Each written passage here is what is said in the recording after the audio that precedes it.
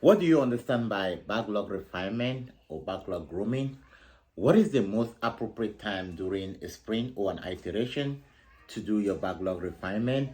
And what are the criteria you use in order to prioritize the items in your backlog? Hello, welcome to the Safe Scrum Chat Room with Dr. Francis Imbunya. If you're new here, hit the subscribe button. And if you're a returning subscriber, like, put a comment. One of the reasons that we always come back, or I'm excited to be back all the time, is because you are here and definitely you're encouraging me to do more.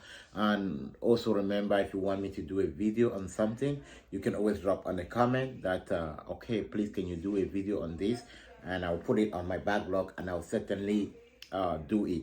Okay, and if you want to receive coaching by me, if you're in the job market and you're finding it difficult and you need someone that could help, check on the description. You're going to find a video that's going to tell you what it takes to be in my coaching circle, and definitely we're going to help you. Now, without wasting much time, let's get into the question of the day. Backlog grooming, backlog refinement, both of them are the same thing. What is the most appropriate time in order to get into our backlog grooming or backlog refinement? Now, the most appropriate time, remember, you need to understand the rationale of backlog grooming. Backlog grooming is more like we're reorganizing, or we're trying to prioritize, or we're trying to get ready for the next iteration. So what happened when you're trying to get ready for something? Let's say you need to go out tomorrow, right? And you need to start working at 6 a.m. Maybe you plan to get up at 5:30. What do? You try to get your shoes ready, get everything ready in such a way that if you get out from bed, you're going to use less than 15 minutes to be able to finish. The same thing, that's the importance of backlog grooming. Now, you could still get up on that same day and do all of those different items, right? So, backlog grooming is more of a semi-planning. We're trying to plan ahead of time so that when the actual day when we are planning actually come, we already have things organized. Now, backlog grooming is a very important, or backlog refinement is a very important event in Agile or in Scrum or in Safe, whatsoever you're doing it. Before, it wasn't really considered too important, but now it's more like a standard event, right? So if you're in an interview and you're doubting if backlog grooming is actually an event or not, it is an event. And what's the frequency? It depends on the sprint cycle, but in most cases, if you're running a 2-week sprint cycle, it happens once every 2 weeks. Okay, for instance, if my sprint planning is going to happen next Wednesday, it's advisable for me to do my backlog grooming about 4 days before the spring planning, or minimum at least 3 days before the spring planning, so that if there are any challenges, there's anything I'm missing, I'm able to follow up with the team or with the stakeholder, with the PO, to make sure that everything is in place. And now, another typical question: if you are not there as a Scrum Master, do you have the power to cancel the backlog refinement? No. Why? Because it can still be facilitated by the PO. So what happens if you take a vacation? Do you pause everything in your organization as a Scrum Master? No. Okay, that was just an aside. Now, coming back to it, if backlog grooming is just about prioritizing, now what's the criteria we use in order to prioritize which story we're going to work on first, which story that we're going to work on second, which story is high priority, and all of that? It's not just guesswork. Remember, there's one person in the team called the product owner that is in constant communication with the stakeholders. The reason they're in constant communication is because they are working towards the release of the product we're building, right? We're not just building and letting it sit at the backlog. Immediately we're building, remember, we're building in increment and we're dispatching it. So the product owner is constantly talking to the stakeholder. When do we need this? Has anything changed? And because of those communication, we can prioritize, we can see what is urgent, we can see what is critical for us to work on. So prioritization of the backlog, the PO have a very big role to play, because the PO is the one that has like that major insight into the value of the product, into how the product is going to be released. And that also kind of gives you a bit of idea when we talk about release planning. It's more on it.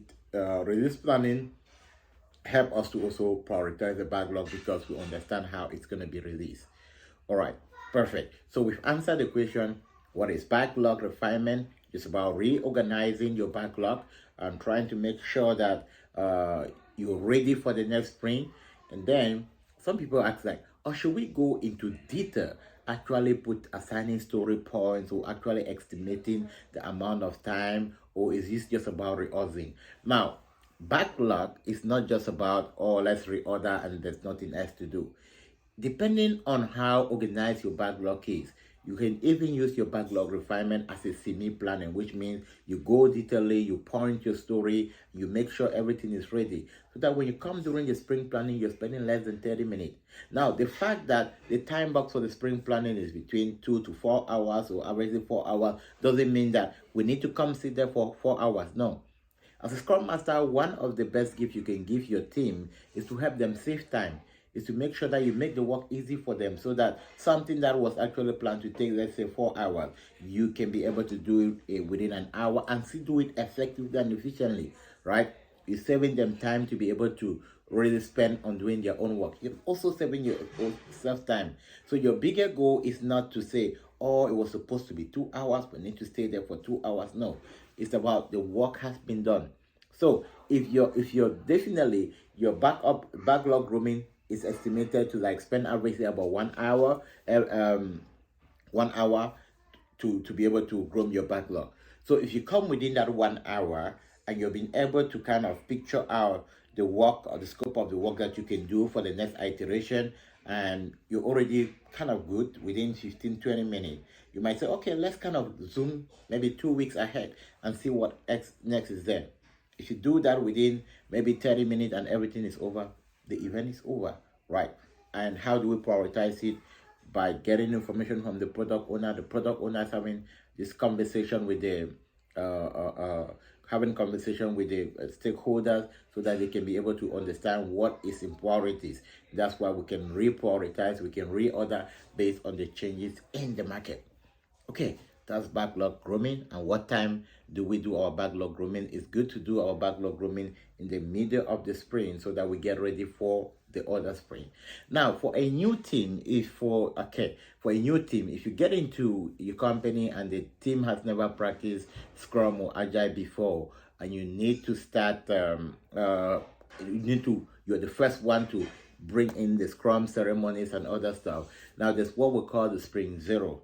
Sprint Zero is more like trying to organize the backlog, trying to understand the different values, trying to put things together and try to see, understand the system they're going to use in building. So you're more or less introducing your team on how things may go. That is more of, I would say, an enlarged backlog refinement, right? Called Sprint Zero. Yeah. But when we do that, Sprint Zero is just making you understand the project, how you want to prioritize it, understanding your team capacity, understanding your team velocity. And for team capacity and team velocity for new teams, the default is, if you're using story point, the default is assign each team within a 2-week cycle, a story point. If your team is using hours, assign by default 40 hours. And then you always know that you have to always do what we call normalized estimation, which means you're leaving excess time, you're leaving some time for your team to be able to handle unforeseen. If maybe a team member is absent for 1 or 2 days, it should not really greatly affect the sprint goal. Why? Because you're doing normalized estimation. All right, that was it for today. And for those who are looking forward to become Scrum Master certified, our next training is going to be coming up in the fortnight, in the next 2 weeks. And definitely, if you need coaching, check. And if you need more resources, like maybe, oh, I just want to check my resume, or I just want to understand how to build my case study, or I just want to understand to say, tell me about yourself. Now, we are building a resource page where you can go get all of those. Okay, one new thing that's coming, which a lot of people have requested, it is also, we're building a Facebook community where we'll be able to kind of answer more direct questions, get more engaging. I'm also going to put a link below this video. You can go click there, request to join our Facebook community. I'll kind of do more of live session in there, and also find time to respond to questions that are coming in there, so that the whole community can learn. All right. Have a great day. Have a great week. I'll see you tomorrow.